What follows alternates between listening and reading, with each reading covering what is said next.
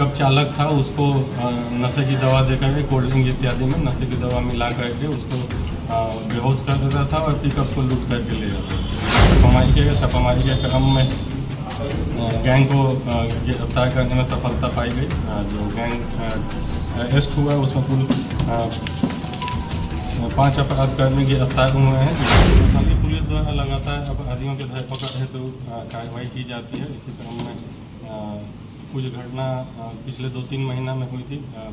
Pickup लूट कम धोखाधड़ी कर सकते हैं, जिसमें कि मुख्य रूप से जो आपराधिक गिरोह था उसका मोडस ऑपरेंडी था कि वो फ़ोन करके एक नंबर से कॉल करके पिकअप को भाड़े पे किराए पे लेता था और उसको फिर जो पिकअप चालक था उसको नशे की दवा दे करके कोल्ड ड्रिंक इत्यादि में नशे की दवा मिला करके उसको बेहोश कर देता था और पिकअप को लूट करके ले जाता था। तो उसी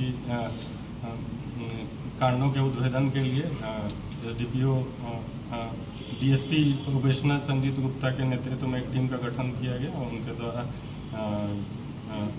उनके और DIU की टीम को कांड के उद्भेदन में लगाया गया था, जिसमें कि एक महत्वपूर्ण उपलब्धि हासिल हुई, जिसमें कि गिरोह को चिन्हित किया गया और जो टेक्निकल इनपुट है उसके आधार पर पता चला कि ये इनका जो गैंग है वो हाजीपुर थाना क्षेत्र में एकत्रित हुआ है पुनः किसी लूट की घटना को कारित करने के लिए। तो उसमें छापामारी किया गया। छापामारी के क्रम में गैंग को गिरफ्तार करने में सफलता पाई गई। जो गैंग अरेस्ट हुआ उसमें कुल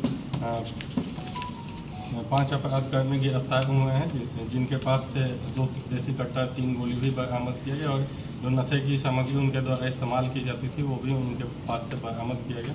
तो इस प्रकार से मामले का पटाक्षेप हुआ। जो अपराधकर्मी पकड़े गए उनसे पूछताछ के क्रम में इन्होंने अपने पूर्व की घटनाओं में संलिप्तता स्वीकार की और पूछताछ के क्रम में यह भी पता चला कि लगभग 1 दर्जन से ज़्यादा पिकअप को ये लोग पूर्व में इस प्रकार की घटना कर चुके थे। इनका कार्यक्षेत्र जो रहा है वो पटना, वैशाली और आसपास के अन्य 2-3 जिले मिलाकर के कार्यक्षेत्र रहा है। हम लोग के जिला में 2 पिकअप लूट की घटना घटित हुई थी।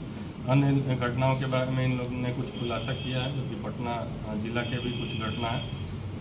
जो ये गिरफ्तार अपराधकर्मी है उसमें से श्रीराम पटेल जो है वो सरगना के तौर पर, उसके विरुद्ध पूर्व से भी इसी प्रकार के 7 कांड दर्ज हैं और अन्य आपराधिक इतिहास प्राप्त किया जा रहा है। अन्य अपराधकर्मियों का भी आपराधिक इतिहास खंगाला जा रहा है। अभी तक अन्य कोई उनके विरुद्ध कांड दर्ज होने की सूचना नहीं प्राप्त हुई।